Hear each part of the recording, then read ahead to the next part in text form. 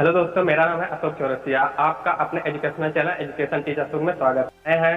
तो चैनल को सब्सक्राइब करने के बाद बेल आइकन को जरूर प्रेस कीजिएगा और वीडियो को शेयर कीजिए। दोस्तों, आज से इस चैनल पर हिंदी का भी वीडियो आना स्टार्ट हो गया है। तो आज जो है हम हिंदी वर्णमाला के बारे में डिस्कशन करेंगे, जो कि हिंदी का बहुत बेसिक टॉपिक है। और इसमें ये भी बताएंगे कि इससे एग्जाम में किस टाइप का क्वेश्चन आता है और कितने क्वेश्चन आते हैं। तो आपको एकदम बेसिक से एक एक पॉइंट हम क्लियर करेंगे। तो आप वीडियो को पूरा देखिएगा, वीडियो को कहीं पर भी स्किप मत कीजिएगा। तो हमारे जो टॉपिक का नाम है, ये वर्णमाला में कितने अक्षर होते हैं और क्यों होते हैं, विथ प्रूफ करके हम आपको दिखाएंगे। तो अगर आपको वीडियो पसंद आएगा तो वीडियो को लाइक ज़रूर कीजिएगा। तो चलिए हम टॉपिक को शुरू करते हैं। तो दोस्तों, सबसे पहले हम ये बता दें कि हिंदी वर्णमाला में कुल 52 वर्ड्स होते हैं। जी हाँ दोस्तों, हिंदी वर्णमाला में कुल 52 वर्ड्स होते हैं। तो चलिए हम बता देते हैं वो कौन कौन से होते हैं। तो जिसमें जो है आपके 11 स्वर होते हैं। 11 स्वर जो हैं कुछ इस प्रकार हैं: आ, ई, उ, री, ए, ओ, औ।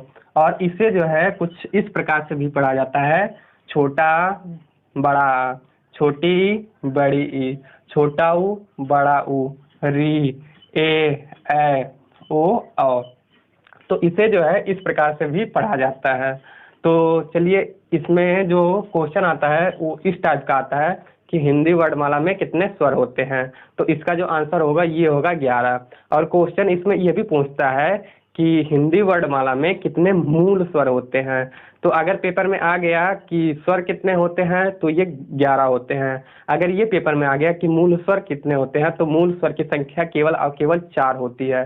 तो चलिए जान लेते हैं कि कौन मूल स्वर होते हैं।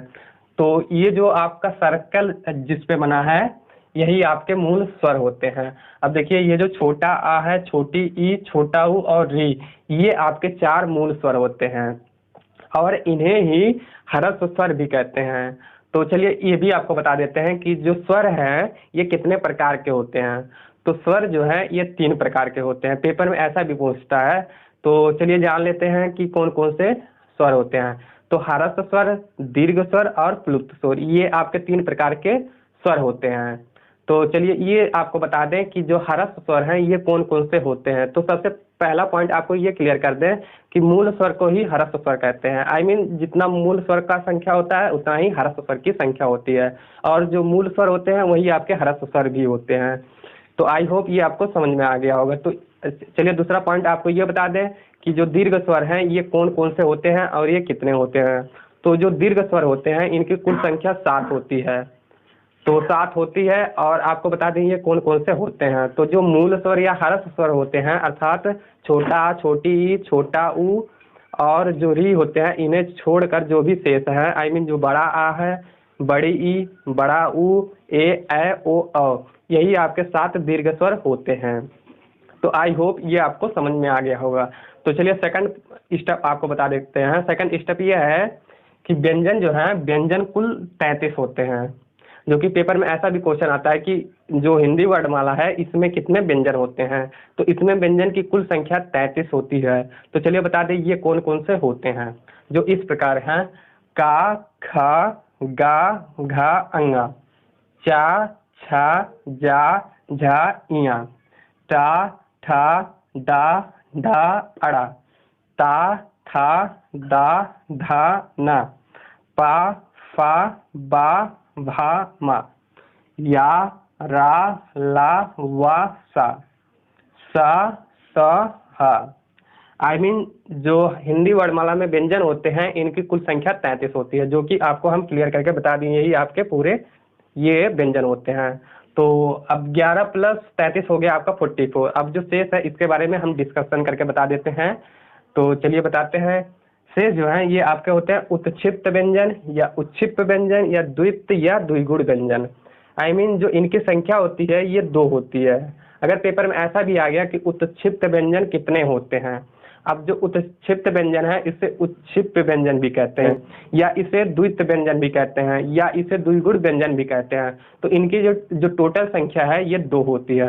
तो चलिए जान लेते हैं ये कौन कौन से होते हैं। अब ये होते हैं डा ढा। अब देखिए दोनों में फर्क क्या है, यहाँ पे भी आया था डा ढा। अब देखिए यहाँ पे नीचे पॉइंट होते हैं बट यहाँ पे पॉइंट नहीं होते हैं। तो चलिए इसका यूज जान लेते हैं, आई मीन इसका एग्जाम्पल जान लेते हैं। जैसे पढ़ना और लोढ़ा, तो देखिए पढ़ना में भी इसका यूज हुआ है और लोढ़ा में भी इसका यूज हुआ है। तो आई होप ये आपको समझ में आ गया होगा। और पेपर में एक क्वेश्चन इस टाइप का भी पूछता है कि जो उत्क्षिप्त या द्वित्व व्यंजन होते हैं, इनका जो उत्पत्ति है या निर्माण जो है ये किस भाषा से हुआ है। तो आपको हम क्लियर कर दें, जो इनका निर्माण है ये अपभ्रंश भाषा से हुआ है। तो पेपर में इस टाइप का भी क्वेश्चन आते रहते हैं। और एक टाइप का और क्वेश्चन इस पे बनता है कि जो उत्क्षिप्त या द्विगुण व्यंजन है इसे और किस नाम से जाना जाता है। तो इसे ऊपर की ओर फेंका हुआ भी कहा जाता है। तो इस टाइप का भी क्वेश्चन पेपर में आ जाता है। तो चलिए अब आपके ये हो गए 46। अब जो शेष है इसके बारे में भी हम डिस्कशन कर देते हैं। तो शेष में जो आपका है ये है अयोग वाय। अयोग वाय को नपुंसक वर्ड भी कहते हैं। आई मीन जो अयोग वाय या नपुंसक वर्ड है हिंदी वर्डमाला में, इनकी कुल संख्या दो है। जो अयोग वाय या नपुंसक वर्ड हैं ये, इनकी जो डिफिनेशन है ये भी बता देते हैं कि ये क्या होते हैं। तो जो अयोग वाय है इसे नपुंसक वर्ड इसलिए कहते हैं कि ये ना ही स्वर होते हैं और ना ही व्यंजन होते हैं। आई मीन जो अयोग वाय है या नपुंसक वर्ड है ये ना ही व्यंजन होते हैं और ना ही स्वर होते हैं, और इनकी टोटल संख्या 2 होती है। अब ये भी बता दें आपको कि ये कौन कौन से होते हैं। तो अंग और आहार, यही केवल 2 आपके नपुंसक वर्ड या अयोगवाय होते हैं। तो जो अंग है इसे अनुस्वार भी कहते हैं। पेपर में इस टाइप का भी आता है क्वेश्चन कि अनुस्वार जो है ये कौन कौन से होते हैं। तो ऑप्शन में आपका दे देगा और साथ ही साथ अंग भी रहेगा, तो अंग को आप लोग टिक कीजिएगा। और जो आहा है इसे विसर्ग भी बोलते हैं। तो पेपर में ऐसा भी क्वेश्चन आते रहते हैं। तो आई होप ये पॉइंट आपको क्लियर हो गया होगा। तो चलिए नेक्स्ट पॉइंट देखते हैं। अब जो आपका 46 था, अब 2 और ऐड हो गया, अब 48 हो गया।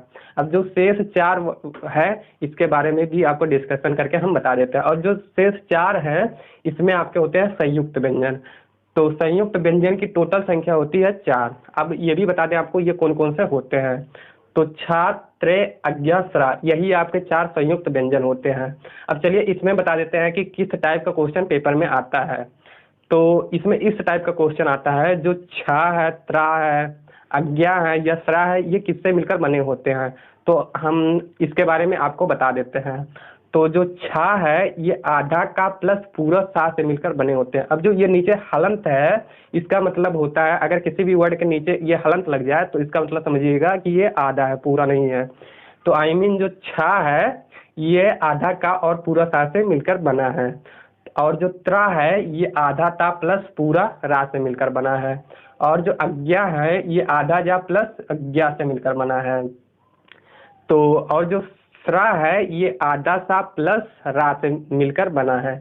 तो पेपर में ऐसा भी क्वेश्चन आ जाता है कि जो त्रा है ये किससे मिलकर बना है। तो ऑप्शन में आपका जैसे ये भी दे देगा कि जो ता है इसको पूरा ता कर देगा प्लस रा कर देगा। अगर पेपर में ऐसा ऑप्शन आ गया कि आधा ता प्लस रा, तो यही आपका करेक्ट होगा। तो पेपर में ऐसे भी क्वेश्चन आते रहते हैं। तो चलिए लास्ट में आपको एक चीज़ और बता दें, पेपर में और किस टाइप का क्वेश्चन इस टॉपिक से उठाता है। तो पेपर में ऐसा भी क्वेश्चन आता है कि हिंदी वर्णमाला में मूल वर्डों की संख्या कितनी होती है। तो हिंदी वर्णमाला में मूल वर्डों की संख्या 44 होती है। तो पेपर में अगर इस टाइप का क्वेश्चन आ जाए कि हिंदी वर्णमाला में कुल वर्डों की संख्या कितनी होती है, तो कुल वर्डों की संख्या आपका 52 होता है। लेकिन अगर पेपर में ऐसा आ जाए कि हिंदी वर्णमाला में मूल वर्डों की संख्या कितनी होती है, तो ये आपका 44 होगा। तो आई होप ये वीडियो आपको अच्छा लगा होगा, ये टॉपिक आपको अच्छे से समझ में आया होगा। तो दोस्तों आज हमारे चैनल पर हिंदी का पहला क्लास था। तो अगर वीडियो पसंद आया हो तो वीडियो को लाइक कीजिएगा, कमेंट करके ज़रूर बताइएगा कि वीडियो कैसा बना है। अगर हमारे चैनल पे आप नए हैं तो चैनल को सब्सक्राइब करने के बाद बेल आइकन को जरूर प्रेस कर दीजिएगा। तो चलिए अगले वीडियो में मिलते हैं, तब तक के लिए